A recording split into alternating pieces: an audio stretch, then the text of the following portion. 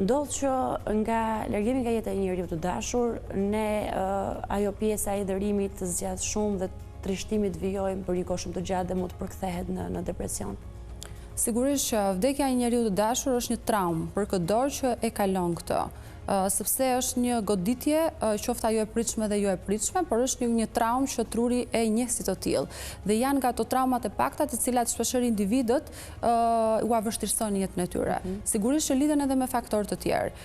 Patjetër që trishtimi për një kohë gjatë dhe mungesa e dëshirës për ta kapërcyer këto ose shpresës për ta parë situatën në vimësi i çon individët drejt depresionit.